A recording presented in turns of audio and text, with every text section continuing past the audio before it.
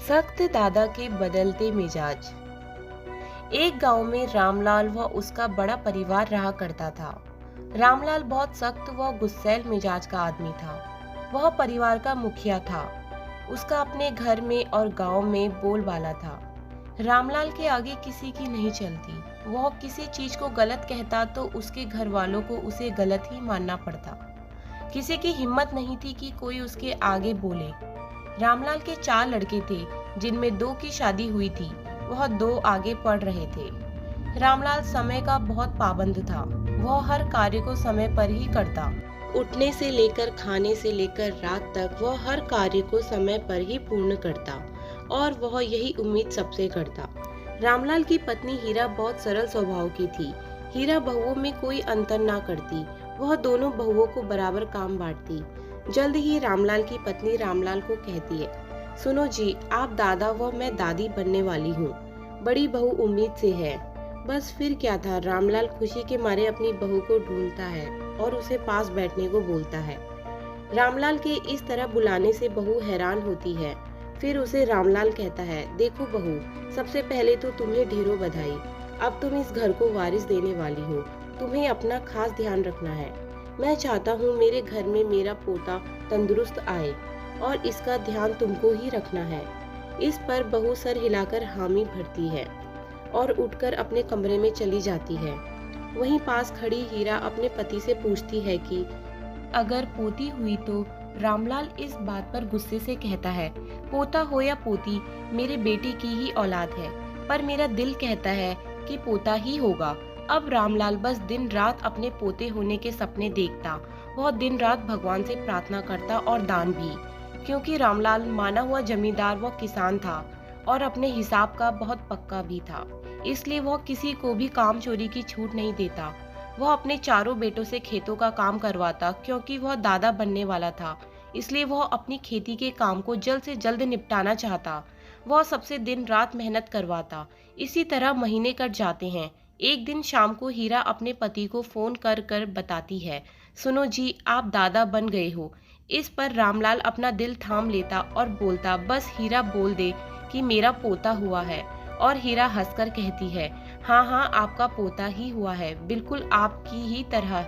बस फिर क्या था, रामलाल की खुशी का कोई ठिकाना नहीं। वह सभी किसानों को घर जाने को कहता और कहता कि कल आकर मिठाई ले जाना ना भूलना, और भागकर अस्पताल जाता। रामलाल जैसे ही अपने पोते के पास जाता, उसे देखते ही उसकी आंखों से आंसू नहीं रुकते। वह बहुत सहम जाता।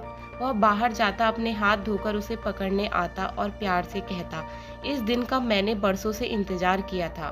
रामलाल के इस तरह के व्यवहार से सबकी आंखों में आंसू आ जाते और सब हैरान रहते और हमेशा की तरह रामलाल को रोक भी नहीं पाते। रामलाल बहुत देर रुकने के बाद अपने घर जाता। वह चारों लड़कों को बुलाकर मिठाइयाँ मंगवाता। वह पूरे घर में लाइट जलाता। रामलाल के इस बात से सब इसलिए हैरान थे, क्योंकि जो आदमी दीपावली के दिन भी लाइटों को लगाने से मना करता था, आज वह खुद पूरे घर को लड़ियों से सजाने की बात कर रहा था। जल्दी पोता घर आता है और वहाँ बहू भी इतनी तैयारी को देखकर दंग रह जाती है और अपने पति से कहती है, सुनो जी, जिस दिन मैं आपके घर आई थी उस दिन भी ऐसी सजावट ना थी। मुझे तो यकीन ही नहीं हो रहा कि यह तुम्हारे पापा हैं। इस बात पर सब हंसते हैं और कहते हैं, यकीन तो हमें भी नहीं हो रहा।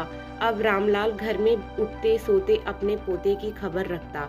जो रामलाल रात तक खेतों में काम करवाता, अब वो खेतों में कम जाने लगा। रामलाल अपने पोते का नाम शौर्य रखता। धीरे धीरे रामलाल का पोता बड़ा होने लगा और आलम यह था, जो रामलाल लोगों को घर से बाहर निकालता, वह निकलने की धमकी देता। आज वह खुद दरवाजे पर बाहर खड़ा होता। वह पोते के साथ खेलता। जो रामलाल घोड़ों की तरह लोगों से काम करवाता, आज अपने पोते के लिए खुद घोड़ा बनता। रामलाल के कहने पर दिन को दिन और रात में रात लिया जाता। वही रामलाल अपने पोते के कहने पर रात को दिन और दिन को रात कहा करता।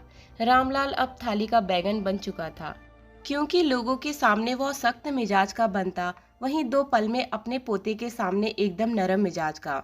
रामलाल का पोता यदि कभी कोई गलती करता तो मजाल है कि कोई उसे तेज आवाज में समझाए, और डांटने मारने का तो सवाल ही नहीं होता।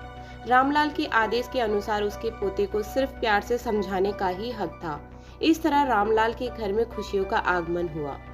रामलाल के घर में होली, दिवाली सभी पर्व बहुत धूमधाम से मनाने लगे। जो रामलाल खाने में नुक्स निकालता वह अपने पोते के पीछे निवाले लिए घूमता। रामलाल का पोता बहुत नटखट था। यदि उसे कोई डांटे तो वह अपने दादा को कहकर सबको डांट खिलाता।